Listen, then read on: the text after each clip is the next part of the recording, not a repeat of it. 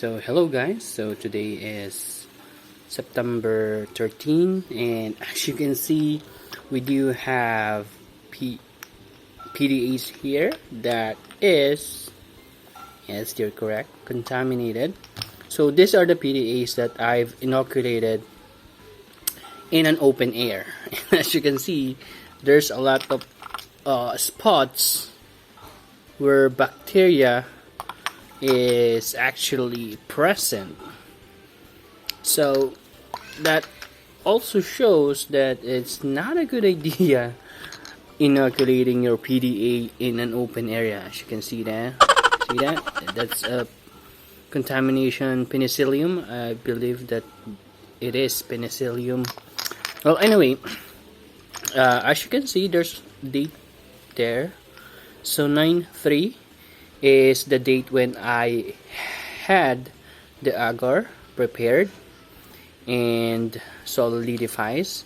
So after 4 days, that's the minimum I actually use it. So on the 4th day, there's no contamination that actually present on the agar. So I know that those agar are clean. So since I do have some success before that I do inoculated agar on an open air, so I did try it again. And now I did learn my lesson. So I believe 12 out of the 14 plates is contaminated. See? So I did create a new agar, and the inoculation of that is gonna be inside my steel air box.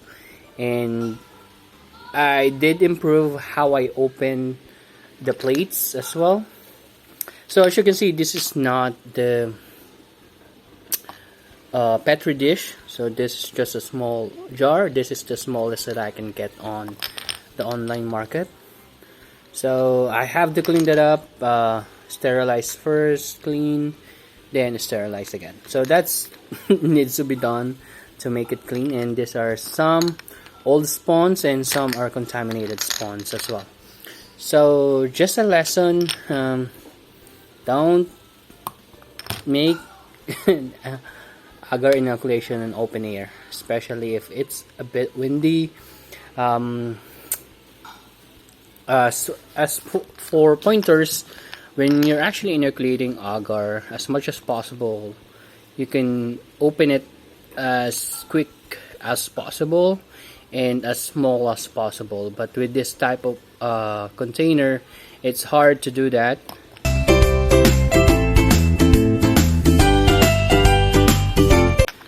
So before actually opening it,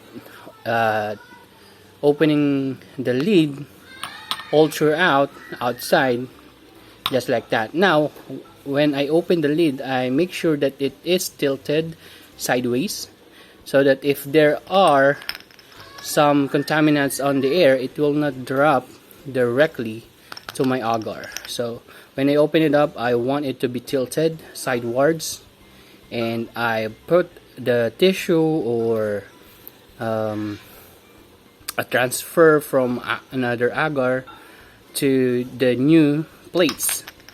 So let me just show you the new agar and the remaining agar that we have. Give me a minute. Okay, so we're here on my mini cabinet. It's also an open air cabinet. So this is the same date, which is September 7. Let's see if it's clean. So it looks clean, but I do suspect that there are bacterial issues, because as you can see, it's having a hard time growing on the side. Well, I'll be able to sense it when I actually smell what's on the inside.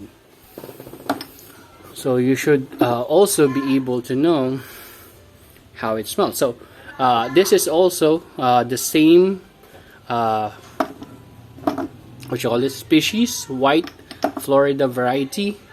But as you can see, this one already colonizes almost 100% of the container. So that's why I'm having some doubts that there might be some bacterial issues here. Hopefully when I open it up after 10 days from inoculation, it doesn't gonna be smelling like sour, which indicates bacteria or sweet. You should also be familiar how the mycelium actually smells.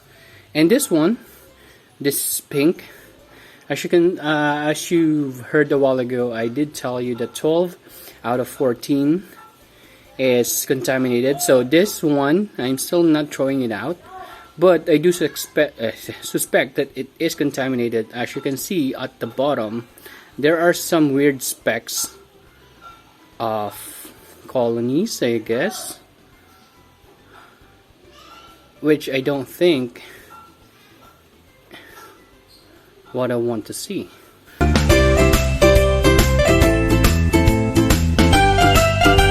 Well, anyway, I'm just leaving it at that side, and the new PDAs that we have are this one. Just like the other one, it was created September 8. It was used September 13, so that's around 5 days. So I'm using my agar at least 4 days from when I actually created them. So these are transfer from agar as well.